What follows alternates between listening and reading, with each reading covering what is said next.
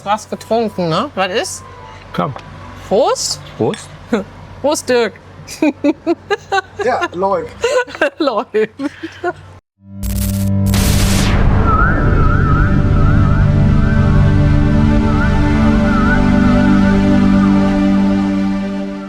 Ja, 32 Tage noch. Oh Nicht Gott. mehr lang. Ja, so Ne? langsam wird's ernst, ne? Und für den Start haben wir was ganz Tolles für euch gemacht. Man hört so ein bisschen im Hintergrund. Ja, richtig coole Musik hat Jürgen zusammengestellt und da werdet ihr bald mehr von uns hören auch. Zeigen wir euch in einem großen Video. Wir haben eine tolle Idee, dass wir halt Etappe für Etappe eine spezielle Playlist mixen und die dann auf YouTube hochladen. Und das ist heute sozusagen die Nullnummer, Die Nullnummer. oder? Hoffentlich bleibt's keine Nullnummer. Noch ein Wort zu den 32 Tagen. 32 Tage, ja, das ist nur noch ein Monat bis zur Abfahrt und wir haben noch echt viel zu tun. Ich krieg die Krise hier. Also viel zu viel. Es begann heute Morgen damit, dass der Wagen gar nicht ansprang. Na? Das können wir eigentlich die letzten Tage nicht mehr gebrauchen. Nee, aber du bist ja immer noch total gechillt. Ja. Jürgen meditiert immer vor sich her und ich spring an die Decke. Ja, Ja, aber das kriegen wir hin. ja, müssen wir ja. Jedes Problem hat eine Lösung, beziehungsweise, wie ich das immer sage, ein Meister in der Werkstatt. Ja, lass uns mal aufzählen, was wir noch alles zu tun haben. Fang Wir mal an. müssen noch den Motor checken. Wir müssen noch die Elektrik einbauen, den Ladebooster einbauen. Das kann ich Gott sei Dank alleine, wenn ich den Eingang in den Motorraum finde. Dann müssen wir die Gasheizung einbauen lassen, wo die Pakete irgendwo sind oder auch irgendwo oder irgendwann verschickt werden. Alles scheint ja egal zu sein bei unseren Lieferanten. Ja, das eine Na? Teil ist schon wieder zurück nach Amerika geschickt Ja. worden, weil irgendwie der Anscheinend Paketdienst uns keine Info gegeben Ja. hat, dass wir es irgendwo Ja. abholen müssen. Jetzt ist es Also, weg. liebe Amerikaner, vergesst FedEx. Das kennt kein Mensch in Deutschland. Ich wollte extra den Und, Namen nicht nennen und du ist sagst mir ganz es. egal. Den Mitarbeitern ist es ja auch egal. Die arbeiten ja auch nicht für uns, sondern gegen uns. Unglaublich. Ja? Also es ist so einfach, ein Paket von A nach B zu liefern, aber Klappt in nicht so richtig. diesem Land geht das nicht mehr. Ja, du bist jetzt die ganze Zeit beim Auto. Wir haben aber auch noch andere Sachen zu erledigen, bevor wir hier... Ja, wir müssen noch einige Dann Internetauftritte erst mal weg sind. fertigstellen. Wir müssen noch Dinge verkaufen. Wir haben noch einen ganzen Sack von Elektronik, die wir heute Morgen so einstellen. Und wir müssen vor allen Dingen unser Ersatzteillager komplett inventorisieren. Inventarisieren. Habe ich inventarisiert. Ja.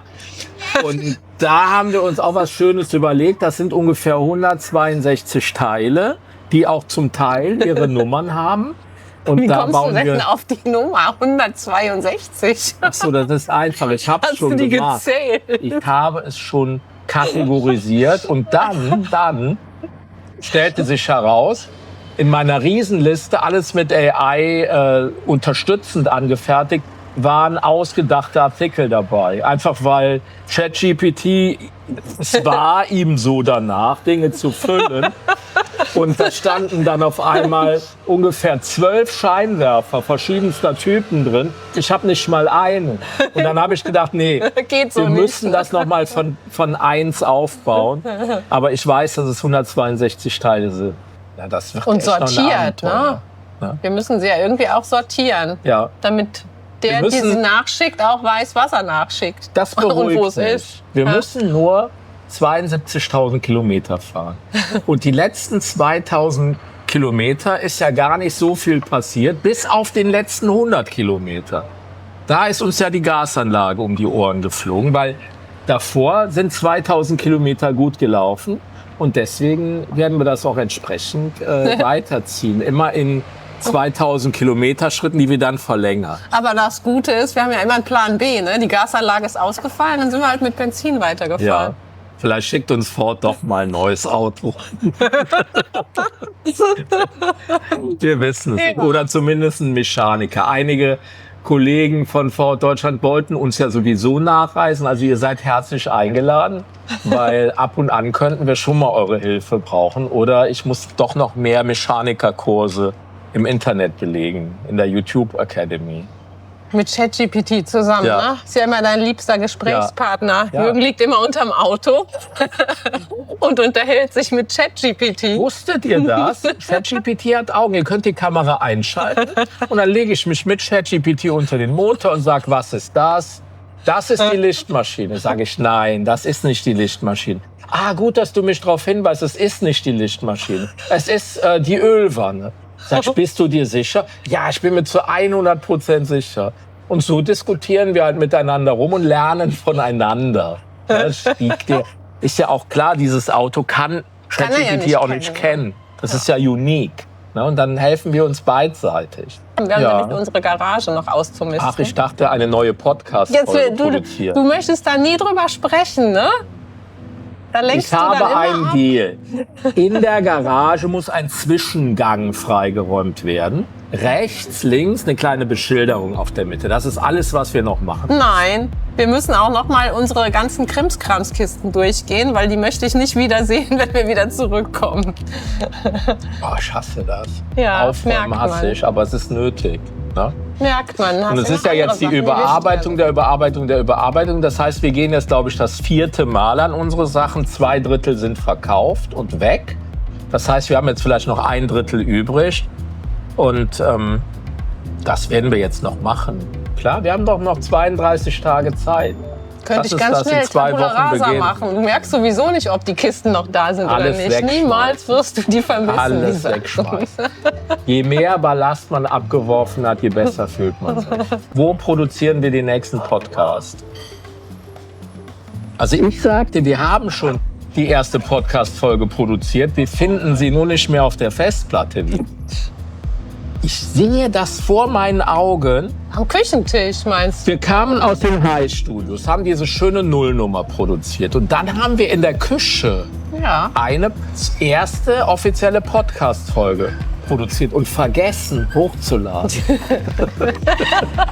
Wie so vieles, ne? Wir haben Die suche ich. so viel Material. Suche ich. Ja, mach Na, das guck mal, da mal. kommen unsere Pakete.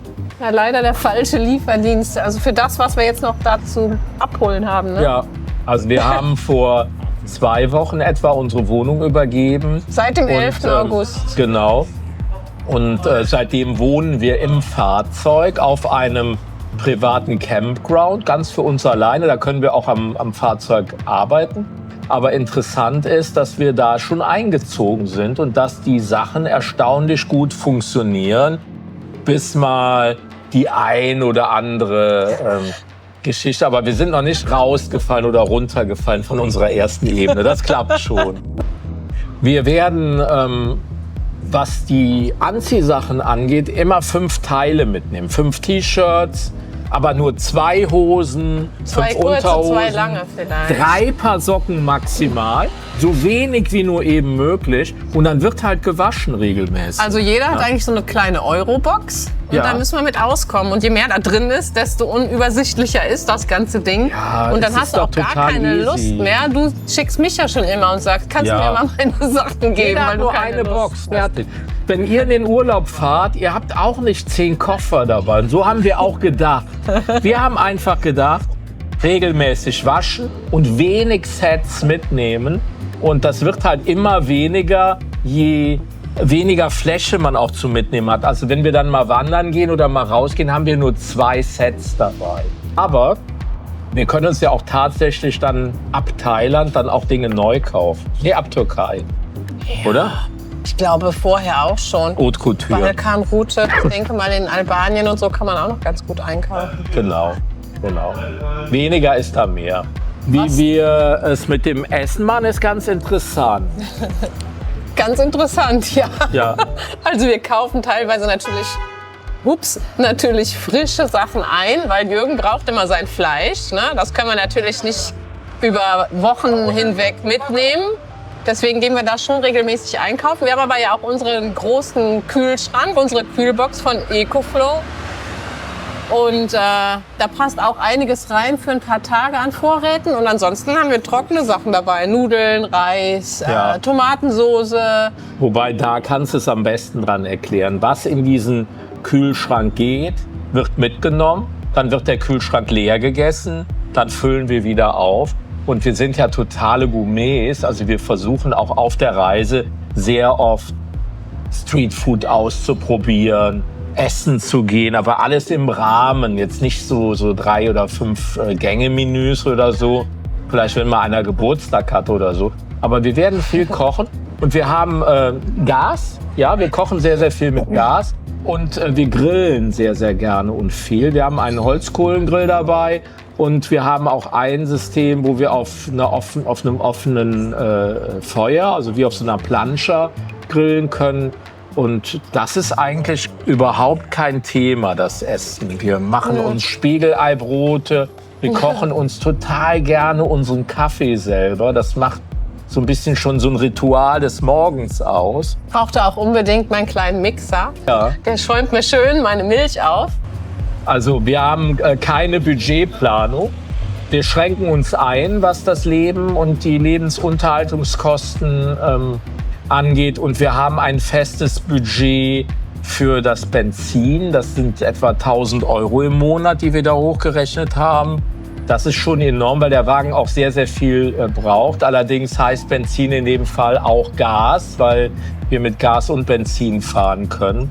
Und wenn dieses Budget nicht reinkommt, bleiben wir stehen. Ja, dazu haben wir aber einen Plan B entwickelt, unser Travel Pixels, wo wir dann für 1 Euro immer einen weiteren Kilometer fahren können. Dann können wir wieder auftanken. Wir haben zum Beispiel auf unserer Reise nach Italien das 3-fache Budget ausgegeben, was wir eigentlich hätten ausgeben müssen. Und da steht genauso Reduktion an wie auch bei den Klamotten und den anderen Geschichten. Ich bin total interessiert dran. Wo liegen denn deine Stärken jetzt in unserem Format auf unserer Also Reise? meine Stärken liegen definitiv im Sparen. Also meine Stärke liegt darauf, Themen einfach umzulenken, weil die Alex wird jetzt, glaube ich, noch 10 Stunden über Finanzen sprechen und wir reden ja gerade über unsere Stärken auf der Reise. Kreativität bei mir, Produktionsstärke, ich kann fast alles selber umsetzen, was ich mir auch ausdenken kann und unglaublich viel Erfahrung, was Werbung, Kommunikation, Design etc. pp. Angeht. Meine größte Stärke ist das Thema Organisation. Das stimmt. Also ich weiß, wo unsere Sachen sind. Ich Reiseplanung, weiß, was wann zu liefern ist. Ich mache die Reiseplanung. Ja. Ich halte dich dann an, Dinge umzusetzen, damit sie rechtzeitig fertig werden. Ja. Ich erinnere dich an deine Termine. Ja.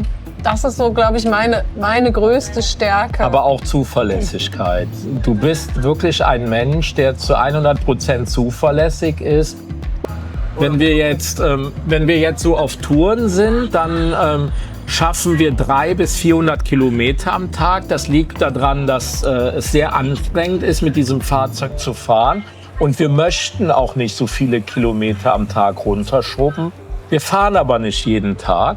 Wir fahren jetzt zum Beispiel in Frankreich 2 Tage hintereinander, 800 Kilometer. Dann sind wir irgendwo hinter Lyon irgendwo verschwunden. Dann bleiben wir eine Woche stehen. Also bis nach Sydney müssten es so 36.000 Kilometer sein, wenn mich nicht alles täuscht.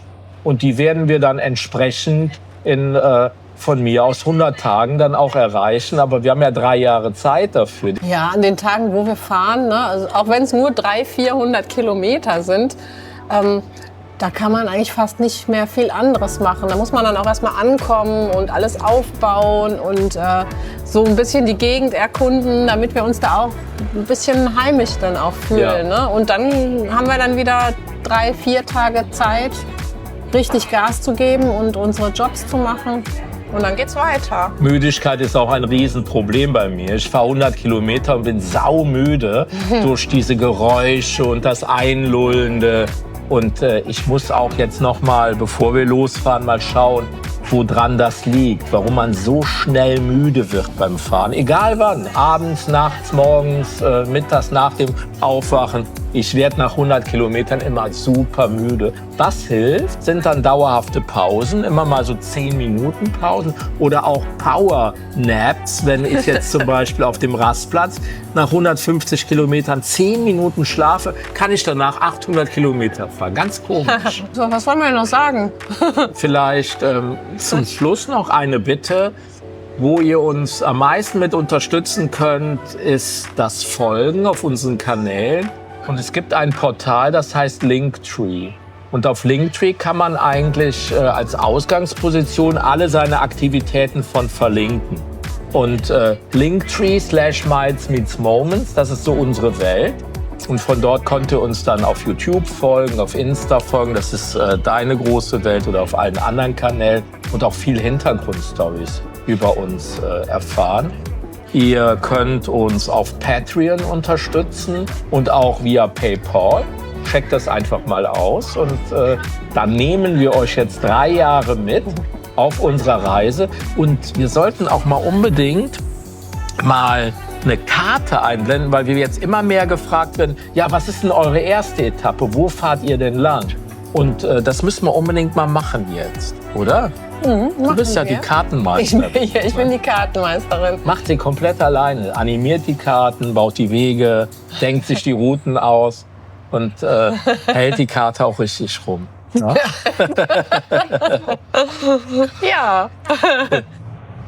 Ich glaube, das war's, oder? Ja. Oder gibt's noch Fragen hier? Nein, sonst schreibt uns in die Kommentare. Vielen Dank fürs Zuschauen. Genau. Bis zum nächsten Mal.